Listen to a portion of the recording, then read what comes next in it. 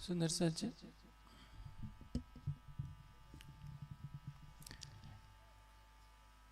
एक प्रश्न आया है कि अपने संप्रदाय में सुंदर साथ में लहसुन प्याज को लेकर बहुत कहा सुनी हो रही है। क्या लहसुन प्याज खाने वाले सुंदर साथ परम धाम जा सकते हैं या नहीं, इसका समाधान कीजिए। देखिए भाई, लहसुन प्याज वनस्पति है, इसको खाने में कोई पाप नहीं है। पाप किसको लगता है? जब आप अपना पेट भरने के लिए किसी प्राणी का दिल दुखाते हैं, बकरे को काटेंगे, मुर्गा काटेंगे, किसी जानवर को काटेंगे तो उसको कष्ट होगा।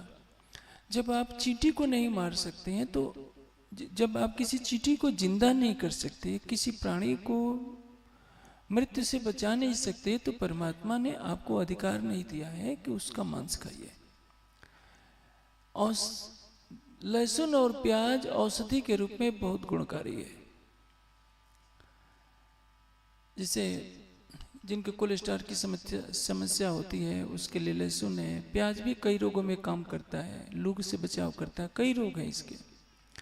लेकिन जो धर्म में लगे हैं, साधना में लगे हैं, उनके लिए क्यों वर्जित किया जाता है? जितनी तामसिक चीजें हैं वो थोड़ा वर्जित की जाती है। जैसे आप 1 चम्मच मिर्च सब्जी में डालकर खा लीजिए और ध्यान करने बैठिए तो ध्यान कहाँ लगेगा? ध्यान के लिए मन को, बुद्धि को सात्विक बनाना पड़ता है। आहार शुद्ध हो, सत्व शुद्धि। आहार की शुद्धता होगी तो बुद्धि शुद्ध होगी। सत्व शुद्धि ध्रुव स्मृति। बुद्धि की शुद्धता होगी तो स्मृति ध्रुव होती है, स्थिर होती है। स्मृति लब्धे सर्व ग्रंथि नाम प्रमुख। और इस अटल स्मृति की प्राप्ति होने के पश्चात ही मोक्ष की प्राप्ति होती है। जैसे आप परम धाम से आए हैं, आपको परम धाम की स्मृति है? नहीं। राजश्यामा जी की स्मृति है? नहीं। अपने स्वरूप की स्मृति कि मैं वास्तव में कौन हूं, कहां से आया हूं, ये कब होगा? जब बुद्धि की शुद्धता होगी। योग दर्शन का एक सूत्र है, सत्य पुरुषयो शुद्ध साम्य कैवल्यम। बुद्धि और जीव की शुद्धता से कैवल्य की, मोक्ष की प्राप्ति होती है। मनुष्य वही कार्य करता है जैसा बुद्धि प्रेरित करती है। इस बात को समझिए। रंगीन टीवी में आप रंगीन पिक्चर डालेंगे तो दृश्य रंगीन आएगा। ब्लैक पिक्चर डालेंगे तो क्या होगा? उसके दृश्य ब्लैक ही आएंगे। तो उसी तरह से चित्त में जन्म जन्मांतरों के संस्कार होते हैं। जैसे आपने 50 साल पहले मांस खाया, शराब पिया, अब आप नहीं खा पी रहे हैं, लेकिन उसके संस्कार हैं। आप ऐसी संगति में पड़ जाएं तो कोई आग्रह करेगा तो आपके अंदर फिर प्रबल इच्छा हो जाएगी। जैसे खेत होते हैं, गर्मी के मौसम में चारों तरफ खेत में कुछ नहीं दिखाई देता। जैसे ही पहली वर्षा होती है चारों तरफ घास ही घास उग जाती है, क्योंकि बीज दबे रहते हैं। उसी तरह से जन्म जन्मांतरों के कर्मों का जो बीज होता है चित्त में संग्रहित रहता है, और बुद्धि की प्रेरणा से वो मन को प्रेरित करता है। इसीलिए बड़े बड़े योगी महात्मा जिनका आहार अशुद्ध हो गया, उनकी तपस्या भी खंडित हो गई। पौराणिक कथा तो आपने सुनी है। नीमी ऋषि थे, नीम की छाल खा करके रहते थे, और स्वर्ग की अप्सरा आती है, उसके ऊपर हलवा चिपका देती है। फिर मात्रा से ज्यादा खाने लगे, अच्छा लगने लगा, धीरे धीरे उनकी साधना खंडित हो गई। तो दोष हलवा में नहीं था। हाँ, मात्रा से ज्यादा खाया। हलवा में तो लहसुन प्याज पड़ता नहीं। लेकिन जितने रजोगुणी भोजन है, आप रजोगुणी भोजन क्या है? गीता में बताया है, कट, कड़वा, अम्ल, खट्टा, लवण, बहुत ज्यादा नमकीन, अति उष्ण, बहुत गर्म, तीक्ष्ण, तीखे, रुक्ष, रूखे, और विदाहिना, जिसको खाने से जलन पैदा हो। ये क्या होते हैं? रजोगुणी होते हैं। आप 1 लीटर गरम गरम खौलता हुआ दूध भी पी लेंगे तो तामस करेगा। आप मात्रा से गुनगुना दूध 1 गिलास पीजिए, 2 गिलास पीजिए तो सात्विक है। लेकिन भैंस का दूध हो, गर्म खौलता हुआ हो, और 1 लीटर 2 लीटर चढ़ा जाएंगे तो तामस करेगा। इसलिए योगिक आहार क्या होता है? हित भुक, हितकारी खाना खाए, मित भुक थोड़ा खाए। कहावत कही जाती है, कम खाने वाला और कसर खाने वाला, बचा कर रखने वाला हमेशा सुखी होता है। अपने आहार को सात्विक बनाइए। और तामसिक भोजन का क्या लक्षण है? यात यामम गत रसम, जिसका रस जल गया हो, किसी तरह का भुना हुआ अन्न। पूर्तिम च परिष्टम च, जो बासी हो और परिष्टम, जिससे दुर्गंध आ रही हो। जितने दुर्गंधित पदार्थ हैं, देखिए शराब से दुर्गंध आती है, मांस से दुर्गंध आती है, मछली खाएंगे तो दुर्गंध आती है, लहसुन और प्याज से भी दुर्गंध आती है, अंडे से दुर्गंध आती है। कहीं लहसुन प्याज की छौंक हो लग रही हो और वहां जाकर खड़े हो जाए तो लग रहा है कि अंडा कोई पका रहा है या लहसुन प्याज पका रहा है, पता चलना मुश्किल होता है। जितने दुर्गंधित पदार्थ होते हैं, किसी तरह का नशा करेंगे तो क्या होगा? आपकी बुद्धि उल्टी दिशा में चलने लगेगी। यात यामम गतिरसम पूर्तिम च परिष्टम च उच्चिष्टम च मेधवम च भोजनम तामसम प्रियम, जूठा हो और बासी हो, ये सारे भोजन तामसिक व्यक्ति को प्रिय होते हैं। तो मात्रा से सात्विक आहार भी तामसिक हो जाएगा, इसलिए मात्रा से अधिक नहीं खाना चाहिए। योगी के लिए पहले ही नियम होता है। प्रश्न ये है कि परम धाम कौन जाएगा? जिसकी सुरता होगी वो तो जाएगा ही, वो तो जाएगी सुरता। परम धाम से सुरता आई है, सुरता अपने मूल तन में जाएगी। लेकिन जिस जीव पर बैठी है, उस जीव को माया से दूर करना है तो पवित्र होना पड़ेगा। पवित्र होने के लिए क्या करना होगा? रेवे निर्गुण हो के आहार भी निर्गुण। सुंदर साथ कहते हैं कि कहाँ वाणी में लिखा है? निर्गुण आहार का तात्पर्य क्या है? जैसे निर्गुणी वस्त्र, निर्गुणी वस्त्र किसको कहते हैं? पहले तो निर्गुण का अर्थ समझिए। निर्गुण का अर्थ क्या है? गुणों से रहित। संसार में ऐसा कोई भी पदार्थ नहीं है जिसमें कुछ गुण ना हो, कुछ अवगुण ना हो। चेतन में जड़ के गुण नहीं होते और जड़ में चेतन के गुण नहीं होते। ब्रह्म में जीव के गुण नहीं होते और जीव में ब्रह्म के गुण नहीं होते। प्रकृति में परमात्मा के गुण नहीं और परमात्मा में प्रकृति के गुण नहीं। हर वस्तु में सारे गुण नहीं होते। प्रकृति में सत्व रजतम का जो गुण है वो परमात्मा में नहीं है। परमात्मा में सच्चित आनंद का जो गुण है वो प्रकृति में नहीं है, वो जीव में नहीं है। इसलिए निर्गुण का तात्पर्य क्या होता है? जो 6 रसों का सेवन करते हैं, कटु अम्ल लवण अति उष्ण तीक्ष्ण विदायन, ये कड़वा, खट्टा, कसैलाई, मीठा, चरपरा, तो मधुर रस को सात्विक माना जाता है। तत्र सत्वम निर्मलत्वम प्रकाशत्वम अनाकयम सुख संगेन च निबग्नाद ज्ञान संगेन च अनग। सात्विक भोजन क्या है?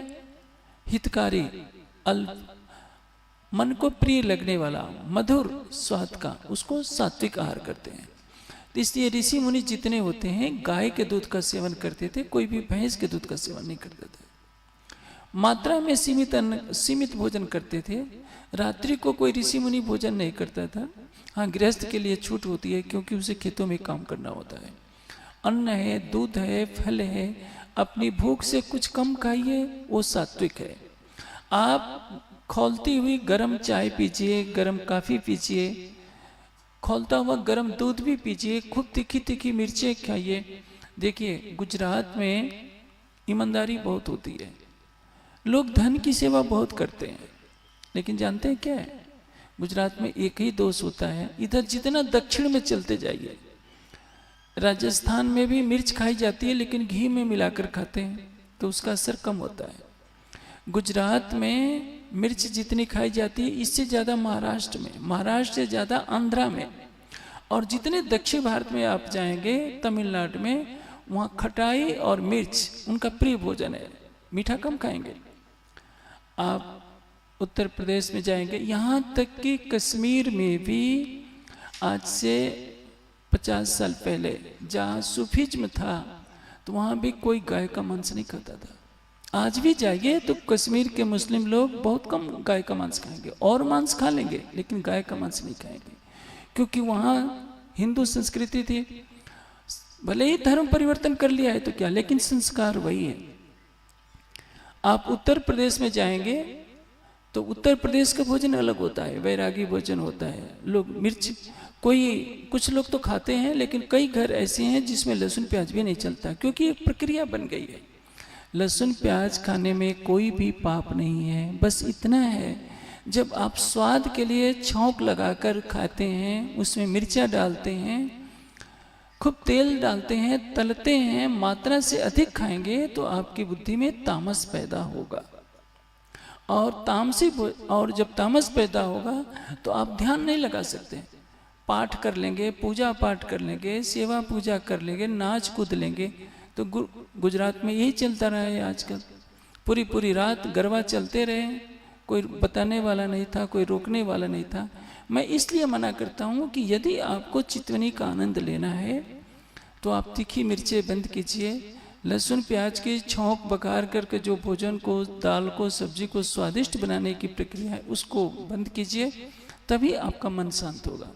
क्योंकि ये रजोगुणी आहार है और ये मात्रा से ज़्यादा होगा तो तामसिक हो जाएगा। आयुर्वेद में भी लहसुन और प्याज को बहुत बड़ी औषधि माना गया है, लेकिन महात्मा के लिए, ब्रह्मचारी के लिए, वानप्रस्थी के लिए वर्जित किया गया है। जब ह्वेन सांग आया था भारत में, चीन से आया था, तो उसने लिखा है कि मैं भारत में जहाँ भी जाता था कोई शराब पीने वाला नहीं मिलता था। यहाँ तक कि लहसुन प्याज तक लोग नहीं खाते थे, मांस खाना तो दूर की बात है। उस जमाने में, कलयुग के जमाने में भी कोई मांस और शराब को छूता नहीं था। ये भारत की धरती है, इसलिए सात्विक आहार को प्राथमिकता दी गई है। हाँ, यदि आप लहसुन प्याज खाते हैं तो मन चंचल रहेगा, बुद्धि में विकार बनते रहेंगे। कामा ऐसा, क्रोध ऐसा, रजोगुण समत्व। रजोगुणी आहार करेंगे तो काम और क्रोध की उत्पत्ति मन में रहेगी, और वही मात्रा ज्यादा हो जाएगी तो तामसिक प्रवृत्ति हो जाएगी। लेकिन आप जानते हैं छिप छिपा कर सब चलता है। मैंने देखा है आश्रमों में भी प्याज को महात्मा लोग क्या कहते हैं, राम लड्डू। मिर्च को क्या कहते हैं, लंका। और लहसुन को क्या कहते हैं, लहसुन को भी एक बहुत अच्छा नाम दिया है, चोरी छिपे लोग खा ही लेते हैं। लेकिन जो जहाँ अनुशासन होता है, सच्चा ज्ञान होता है, किसी भी आश्रम में लहसुन प्याज नहीं चलते। यहाँ तक कि आर्य समाज के गुरुकुलों में तो नमक भी शाम को बहुत कम खाने को मिलता है। तो जहाँ ज्ञान की प्रधानता है, ध्यान की प्रधानता है, वहाँ ये सब वस्तुएं निषिद्ध की जाती हैं। इस्कान वाले आजकल फैशन में ज़्यादा आ गए हैं, वे मांस भी खा रहे हैं छिप छिप करके। ये गलत प्रकृतियाँ है। सन्यासी को तो स्वप्न में भी किसी भी प्राणी का मांस नहीं खाना चाहिए, क्योंकि मांस ऐसे प्राप्त नहीं होता, उसकी हत्या की जाती है। आपकी उंगली को जब काटा जाता है, कांटा चुभता है, कितना दर्द होता है। और एक प्राणी की गर्दन काटा जाता है, वो चीखता है, चिल्लाता है, फिर उसके मांस को तल भून करके जाते हैं। परमात्मा ने मनुष्य योनि दी है, सबसे श्रेष्ठ योनि दी है। ये मानव तन मिला है केवल परमात्मा को पाने के लिए, किसी का दिल दुखाने के लिए नहीं। ब्रह्मसृष्टि की परिभाषा क्या है, साफ दिल सुहागनी कभू न दुखावे के। मन से, वाणी से, कर्म से किसी का हृदय न दुखाइए, यही ब्रह्मसृष्टि की रहनी है। आप लहसुन प्याज खाएंगे तो गुस्सा अवश्य आएगा, इसको कोई रोक नहीं सकता। जो लोग लहसुन प्याज मिर्च और गरम गरम काफ़ी चाय का सेवन करते हैं, उनको क्रोध तो आएगा ही। आप क्रोध में किसी को बोलेंगे तो क्या परिणाम होगा, उसका दिल तो दुखेगा ही। इसलिए धार्मिक क्षेत्र में ये निर्देश दिया जाता है कि यदि आप अध्यात्म के पथ पर चलना चाहते हैं तो लहसुन प्याज मिर्च का सेवन न कीजिए। हाँ, मसालों में कुछ मसाले सात्विक होते हैं, हल्दी है, धनिया है, जीरा है और मेथी है, ये औषधि है, इनका सेवन करना चाहिए, इसमें कोई दोष नहीं है। जो गरम मसाले हैं, जो अधिकतर मांसाहारी लोग सेवन करते हैं, उसके सेवन से बचना चाहिए, क्योंकि मनुष्य की बुद्धि को विकृत करने वाले हैं। यदि आप सतोगुणी है तो आप अध्यात्म में आगे चलते जाएंगे। इसलिए गीता में क्या कहा है, ऊर्ध्वं गच्छन्ति सत्त्वस्ता मध्ये तिष्ठन्ति राजसा जघन्य गुण वृत्ति तो अधो गच्छन्ति तामसा। तामसिक लोग पतन की तरफ जाते हैं, सतोगुणी लोग हमेशा ऊपर जाते हैं, रजोगुणी बीच में बने रहते हैं। देवता का भोजन क्या होता है? सात्विक। इसलिए देवता जो देव प्रकृति का व्यक्ति होता है प्रातः काल ही भोजन करता है। मनुष्य जो है रजोगुणी होता है तो दोपहर को भोजन ज्यादा पसंद करता है। जो तमोगुणी होते हैं वो रात्रि को भोजन करते हैं। इसलिए समय का भी प्रभाव होता है। जितने भी योगी महात्मा होते हैं जो ध्यान में आगे बढ़ना चाहते हैं उनका आहार सात्विक होता है। लहसुन प्याज खाकर कोई भी समाधि नहीं लगा सकता, बस ये गलती है। ऐसा नहीं कि परम धाम जाने से रोक दिया जाएगा, और जो परम धाम की परमात्मा होगी वो इसके स्वाद से बचेगी। अब आपको एक कच्चा प्याज दिया जाए, कहा जाए कि खा लो, क्या आप खा सकते हैं? बिना किसी सहायता के आप कच्चा प्याज नहीं खा सकते। एक चम्मच मिर्च आप जीवा पर रखेंगे तो भी कष्ट है। लहसुन को काटिए तो लगेगा कि जीभ जल गई है, उसमें एसिड होता है। उसी तरह से प्याज भी है, ये उत्तेजक पदार्थ है, इसलिए इससे बचना चाहिए। ऐसा नहीं कि परम धाम जाने से आपको कोई रोक देगा। जिसके पास प्रेम होगा, जिसके हृदय में अक्षरातीत के लिए प्रेम है, समर्पण है, उसको कोई भी परम धाम जाने से रोक नहीं सकता। ये खुलासा ग्रंथ वाणी कहती है, रूहें बेनियाज थी बीच दरगाह 12,000, जाने न आप अर्ज की साहिबी अपार। ये सारा संसार क्या है? नींद से उत्पन्न हुआ है। नींद से पैदा हुआ ये संसार। जैसे नींद में सोया हुआ व्यक्ति स्वयं को नहीं जानता, संसार भी अपने को नहीं जानता। हमारे देश में एक ब्रह्मवादिनी हुई है, जो अपने बच्चों को लोरी सुनाती थी, मदालसा। तो क्या कहती थी? शुद्धो अस्सि बुद्धो अस्सि निरंजनो अस्सि संसार माया परिवर्जितो अस्सि। मेरे बेटे तू शुद्ध है, बुद्ध है। तो ये जो हड्डी मांस का शरीर दिख रहा है, ये शरीर तू नहीं है, निरंजन है, अवयव से रहित है, और तू संसार की माया से अलग है। संसार की माया क्या है आप देखते हैं। यह ज्ञान जब बच्चे को छोटे पर से ही सुनाया जाएगा तो ब्रह्मवादी क्यों नहीं बनेगा। आज सारा संसार धर्म के नाम पर लड़ रहा है। इतनी बड़ी दुनिया है, पैदल चल, आजकल तो कार की सुविधा है, ट्रेन की सुविधा है, वायुयान की सुविधा है। पहले तो ये सब नहीं था। पैदल चलते थे, घोड़ों से चलते थे, बैलगाड़ी का सहारा लेते थे, या नावों से चलते थे। इसलिए इतने बड़े संसार में एक ही भाषा का रह पाना, एक ही विचारधारा का चल पाना बहुत कठिन था। आजकल तो आप देखिए, अमेरिका में कोई बात होती है आपके मोबाइल पर तुरंत आ जाता है। पहले तो नहीं था, कागज मुश्किल से होता था। गुरुकुलों में विद्यार्थी गुरु के मुख से श्रवण करके याद रखते थे, उतने ग्रंथ नहीं होते थे। आजकल तो युवा वर्ग को देखिए, मोबाइल में बैठा रहता है, सारी दुनिया की खबर रखता है। 10 साल का बच्चा सारी दुनिया की बात जानता है। गूगल में खोजिए तो हर भाषा में जो चीज चाहिए आपको उपलब्ध है। पहले तो नहीं था। इसलिए जगह जगह भाषा बदलती गई। एक भारत में ही देखिए, अभी आपके गुजरात में कहने को गुजराती है, लेकिन इधर की गुजराती भाषा में काठियावाड़ की गुजराती भाषा में अंतर है। 4 कोस पर बदले पानी कहावत कही जाती है। कोस पर बदले पानी, 4 कोस पर पानी। 4 कोस पर भाषा में थोड़ा बहुत अंतर आ जाता है। ऐसी स्थिति में यह रखना कि संसार में केवल एक ही भाषा हो, एक ही विचारधारा हो, संभव नहीं है। ये सत्व रजतम का संसार है, और इस सत्व रजतम के संसार में आप जानते हैं, एक ही परिवार के में 10 सदस्य रहते हैं, 10 के विचार क्या मिलते हैं। एक पिता के 4 बेटे होंगे, चारों के विचार अलग अलग होते हैं। उसी तरह से सारी सृष्टि का परमात्मा तो एक है, लेकिन ग्रंथों में जो वास्तविक सत्य छिपा होता है उसको उद्घाटित करने वाला कोई कोई विरला होता है। महाभारत में कहा है, धर्म से तत्व निहितम गुहा। धर्म का तत्व परम गुहा में निहित है। अर्थात धर्म के स्वरूप को कौन जानता है? जिसने परमात्मा तत्व का साक्षात्कार किया है, जिसने परम गुहा में प्रवेश न किया हो।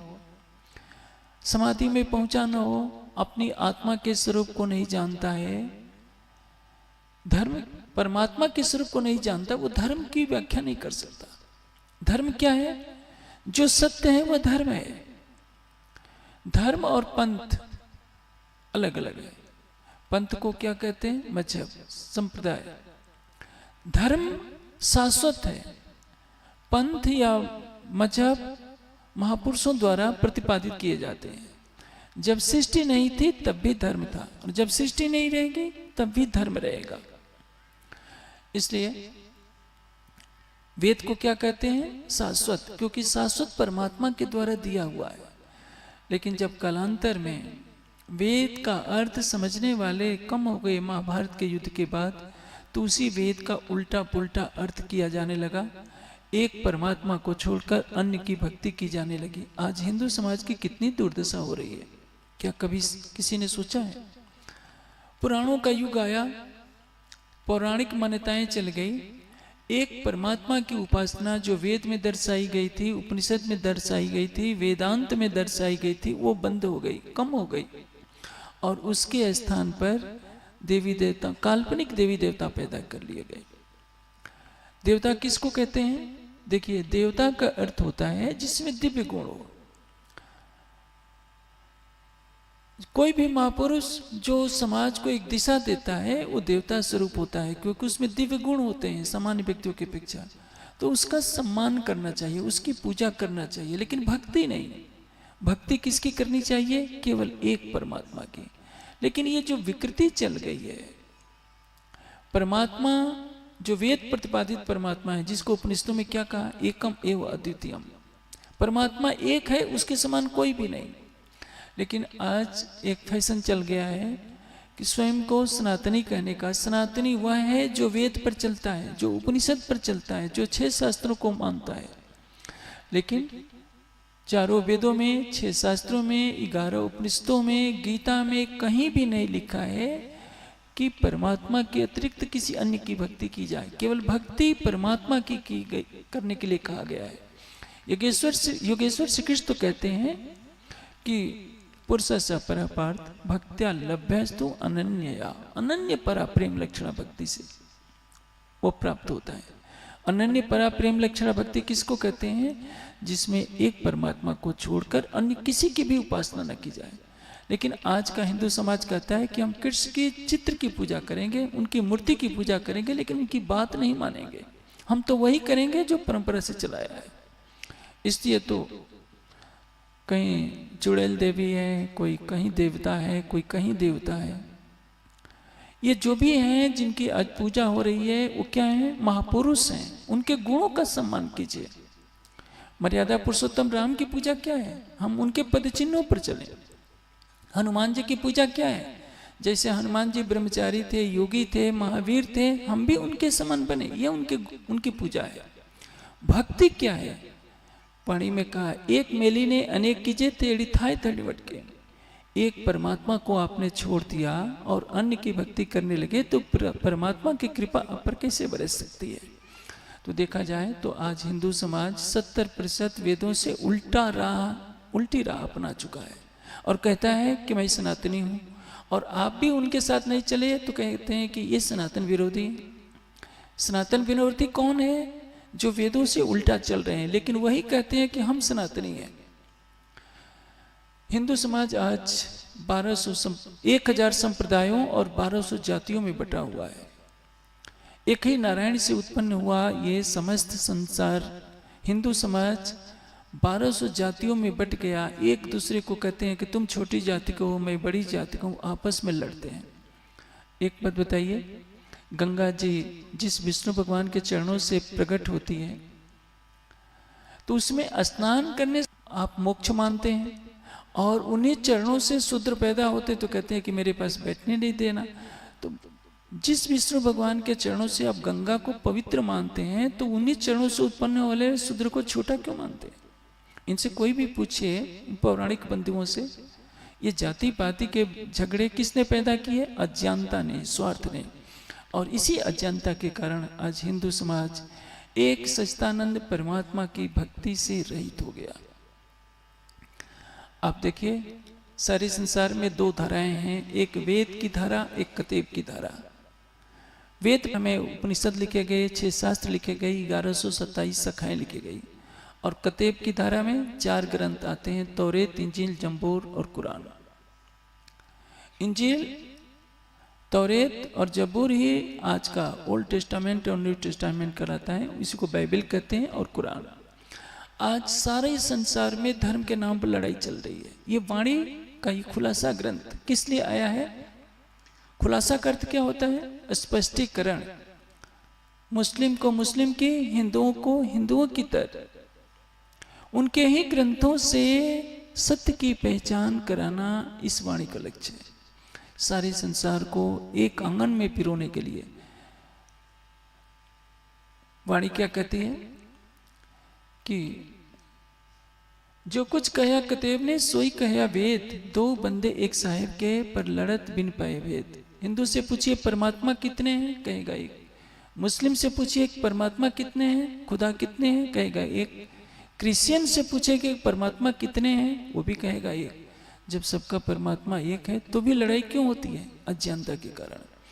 यदि सारा संसार ज्ञान पाले, सबको उनके ग्रंथों से बताया जाए कि बाइबल का ओल्ड टेस्टामेंट क्या कहता है, न्यू टेस्टामेंट क्या कहता है, कुरान के 30 पारों में क्या लिखा है, चारों वेदों के 20,000 के लगभग मंत्रों में क्या लिखा है, उपनिषदों में क्या लिखा है, गीता में क्या लिखा है, तो लड़ाइयाँ बंद हो जाए। लड़ते कौन है? अज्ञानी। और आज सारा संसार जो विश्व युद्ध के मुहाने पर खड़ा है, इसकी शुरुआत होगी तो इसमें धर्म कहीं ना कहीं कारण रहेगा। और परिणाम क्या होगा? मनुष्य मनुष्य को मारने के लिए बैठा है, मनुष्य मनुष्य से घृणा करता है। तारतम्य वाणी इसलिए आई है कि सारे विश्व को बताया जाए सच्चिदानंद परमात्मा एक है। हिंदुओं को उनके ग्रंथों से एक सच्चिदानंद परमात्मा की आराधना कराई जाए। आप सभी तीर्थ स्थानों में जाइए, सभी मंदिरों में जाइए, आश्रमों में जाइए, सभी कहेंगे कि परमात्मा एक है। लेकिन मूर्तियां तो महापुरुषों की बनाई जाती है।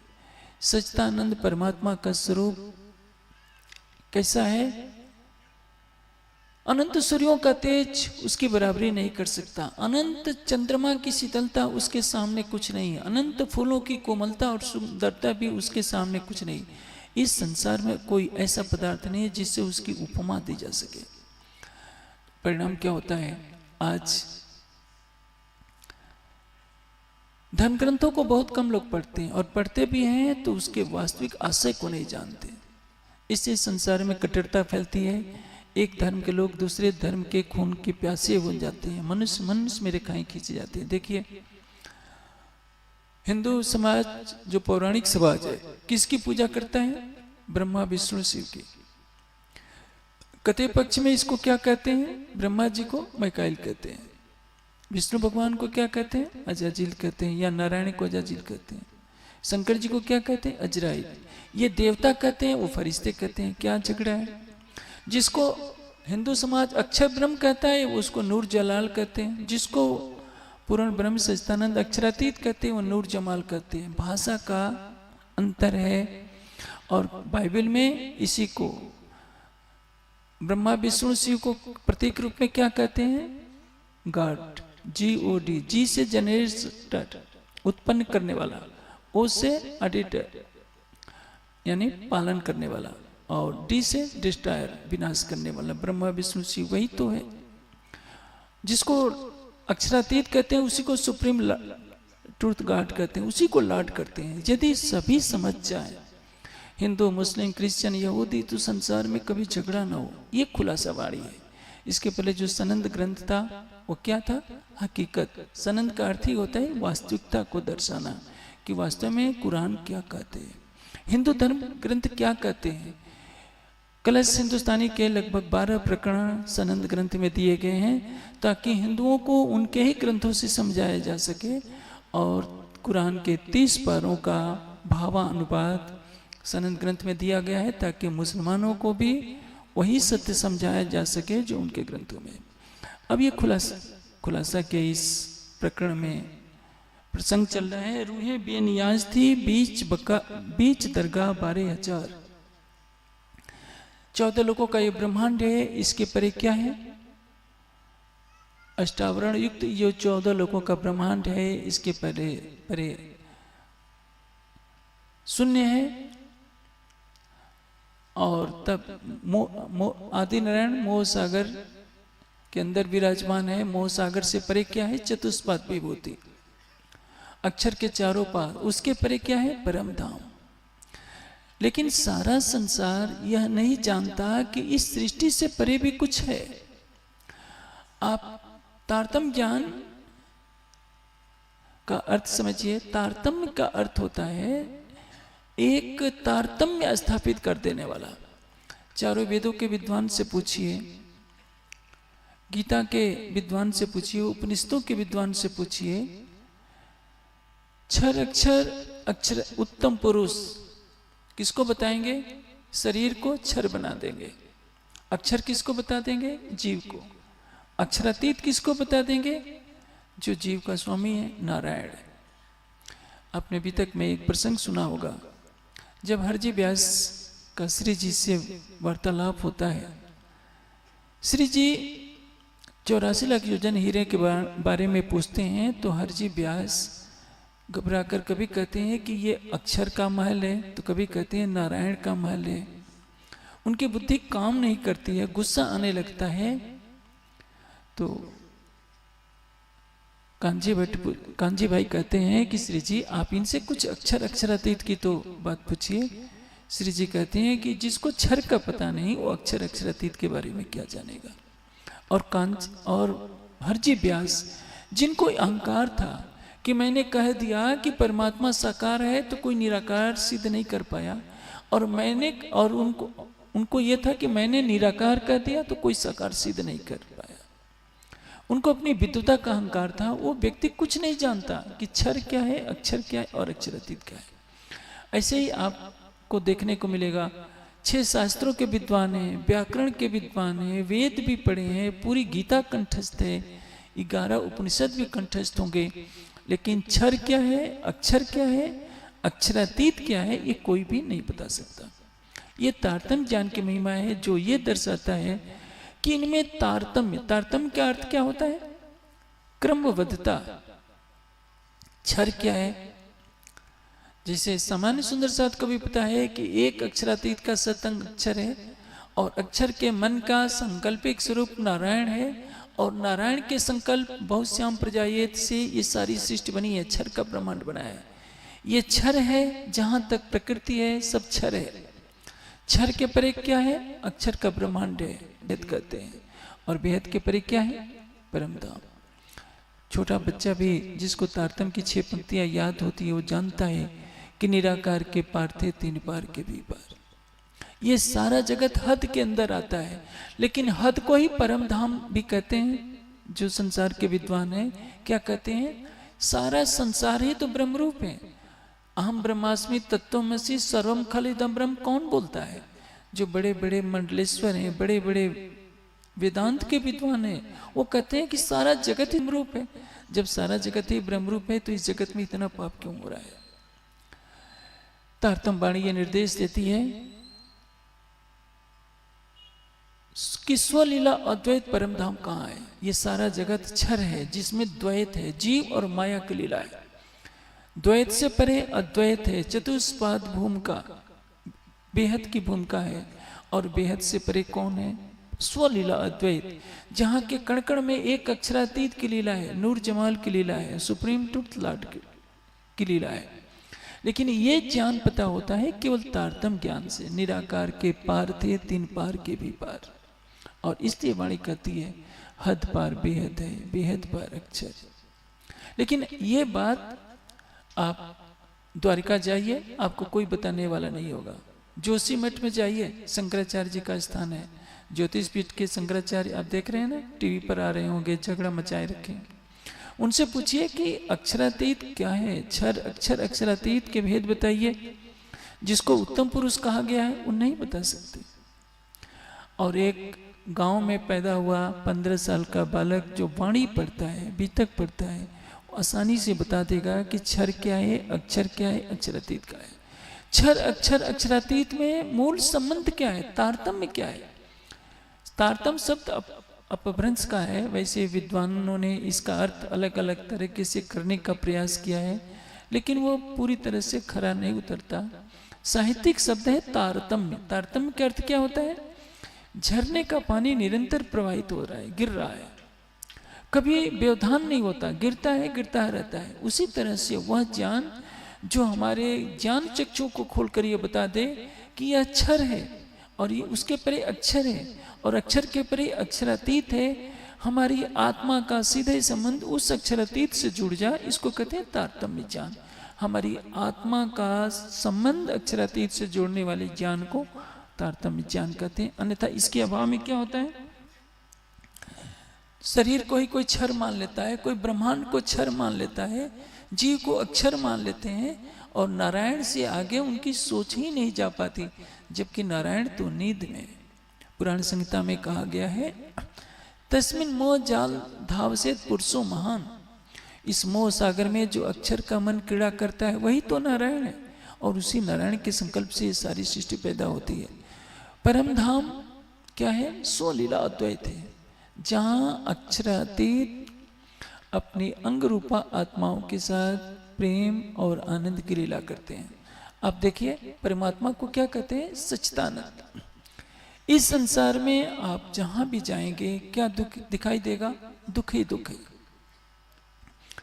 मेरे पास सब सुंदर साथ के फोन आते रहते हैं, किसी के घर को कभी डेथ होती है, किसी के घर कभी डेथ होती है, हर कोई दुखी है।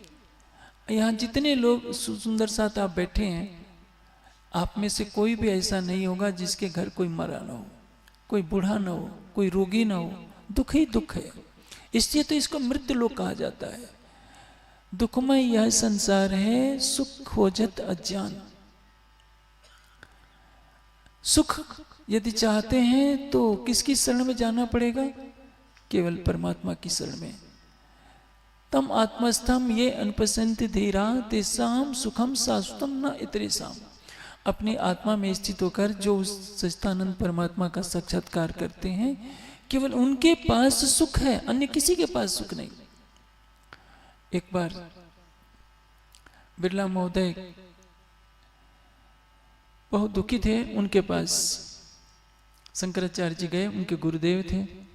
बिरला महोदय ने उनको प्रणाम किया और आशीर्वाद मिला शंकराचार्य से कि आयुष्मान भव। बिरला महोदय कहते हैं कि गुरुदेव आप ये आशीर्वाद ले लीजिए, मैं तो मरना चाहता हूँ। शंकराचार्य ने पूछा कि क्यों मरना चाहते हैं? बिरला महोदय कहते हैं कि देखिए मैं दुनिया का सबसे दुखी प्राणी हूँ। शंकराचार्य को आश्चर्य हुआ कि आप बताओ बिरला महोदय आपको क्या कमी है कि इतने दुखी हैं? आपके पास धन की बहुलायत है, सेवा करने वालों की कोई कमी नहीं, फिर क्या दुख है? कहते हैं कि यही तो मेरे दुख का कारण है। मैं किसी से मिलना चाहूँ तो मेरे चारों तरफ ये सुरक्षा घेरा रहता है, किसी से मिलने नहीं देते, जांच तलाशी हो जाती है। मैं अकेले में किसी से बात करना चाहूँ तो ये सुरक्षा कर्मी कहते हैं कि नहीं आप अकेले में बात नहीं कर सकते।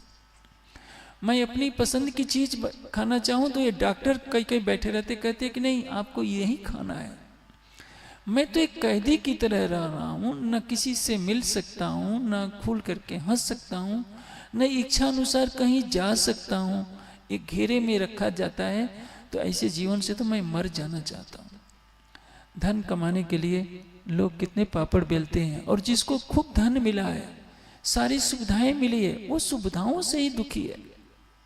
संसार में किसी को कुछ भी मिल जाए तो ऐसा नहीं कि उसको शांति मिलेगी। शांति तब तक नहीं मिलेगी जब तक आप सच्चिदानंद परमात्मा का ज्ञान प्राप्त नहीं कर लेते हैं। तो ये माया की तृष्णा का संसार है, इसके परे अक्षर की चतुष्पाद विभूति है, और उससे भी परे स्वलीला अद्वैत भूमिका है, जहां जैसे सागर अपनी लहरों के साथ क्रीड़ा करता है, सूर्य अपनी किरणों से प्रकाश को फैलाता है, उसी तरह से एक अद्वितीय सच्चिदानंद परब्रह्म है। आज का हिंदू समाज बहुत दूर जा चुका है अक्षरातीत परमात्मा से। आप किसी को कहिए कि भाई एक परमात्मा की भक्ति क्यों नहीं करते, तो कहेगा कि हम देवी देवताओं की भक्ति छोड़ देंगे तो हमारा नाश हो जाएगा। उसको डर बैठा है। मैं कब कहता हूं कि छोड़ दो, लेकिन उनकी पूजा करो। पूजा का अर्थ क्या होता है? सम्मान करना। जैसे आप माता पिता का सम्मान करते हैं।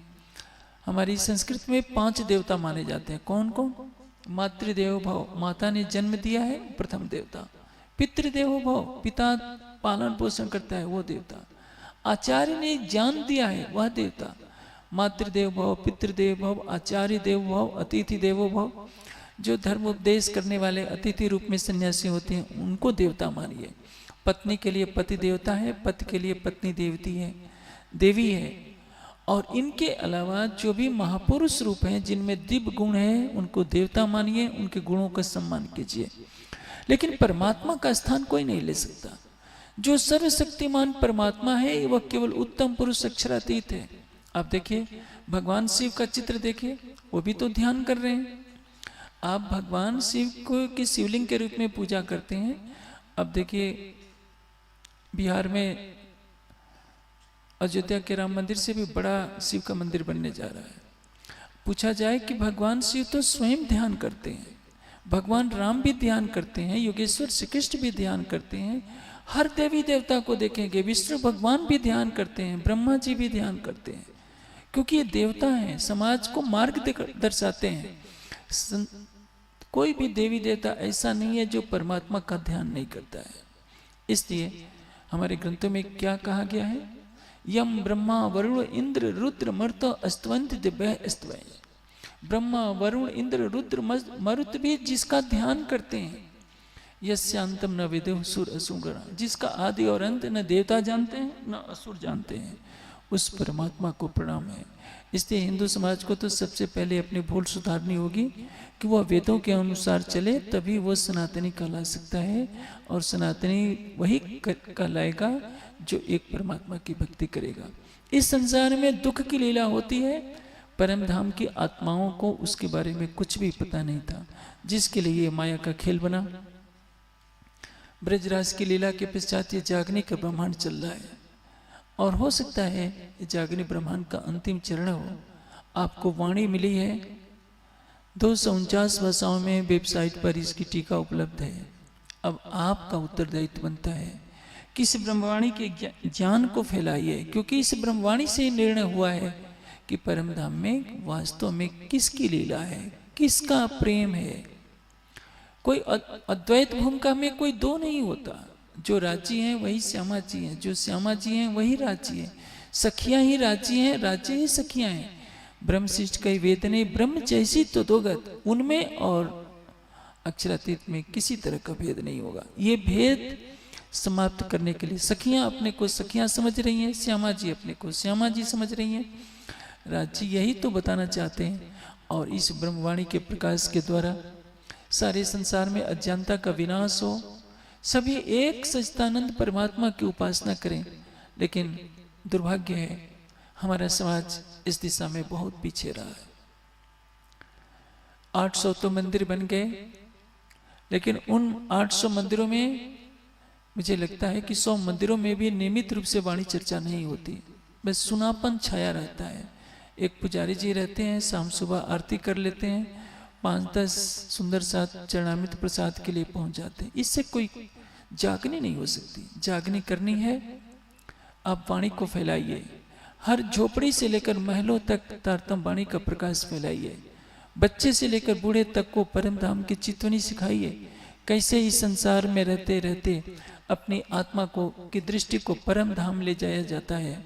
7 शून्य निराकार से परे, 7 स्वरों वाले शून्य निराकार मोह सागर से परे, चतुष्पाद विभूति से परे स्वलीला अद्वैत परम धाम में विचरण किया जाता है। उस अक्षरातीत को अपने हृदय कमल में देखा जाता है। यह प्रक्रिया न सृष्टि में किसी को भी मालूम नहीं है, आपको मिली है। और आप अपने घरों में बैठे हैं, अपने मंदिरों और आश्रमों में बैठे हैं। संसार तरस रहा है परम धाम का ज्ञान लेने के लिए, और आप परम धाम का ज्ञान लेकर मंदिरों की 4 दीवारी के अंदर आपने छिपाए रखा है। सारा समाज रास के गरबे में मस्त है। किसी को ये चिंता नहीं कि यदि विश्व युद्ध छिड़ेगा तो क्या होगा, चारों तरफ लाशें ही लाशें। यदि परमाणु बम छूटेंगे तो पता नहीं इस दुनिया का इतिहास लिखने वाला कोई बचेगा कि नहीं बचेगा। इसलिए आवश्यकता है, हमारा जीवन बहुमूल्य है। जो भी जीवन के पल हैं उसमें हम अपने प्राणेश्वर को अपने हृदय में बसाएं, तारतम वाणी का प्रकाश फैलाएं। यह वाणी ए बानी गरजत माज संसार खोजी खोज मिटावे अंधार। तारतम वाणी का प्रकाश अक्षरातीत के हृदय से प्रकट हुआ है, इसलिए सारे विश्व में फैलाना, सबको उनके ग्रंथों से पहचान कराकर संसार के झगड़े मिटाना सबको अभिष्ट है। और अक्षरातीत परम धाम की आत्माओं को इस संसार में लाए हैं माया दिखाने के लिए। माया तो सब देख ही रहे हैं, माया से परे जाने का मार्ग जो वाणी में दर्शाया है उसी को ग्रहण करना है और अक्षरातीत के प्रेम में डूबे, यही हमारा उद्देश्य होना चाहिए।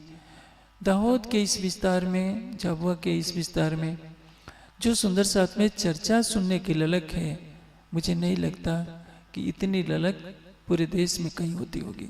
और मैं यहाँ के सुंदर साथ को करोड़ों बार धन्यवाद देता हूँ कि राज जी यही निष्ठा बनाए रखें, ऐसी ही निष्ठा आपकी चितवनी में भी हो, अपने आहार को सात्विक करने में भी हो और वाणी के प्रचार में भी हो। मैं आशा करता हूँ कि आप मेरे मनोभावों को समझकर उसके अनुसार आचरण करने का प्रयास करेंगे।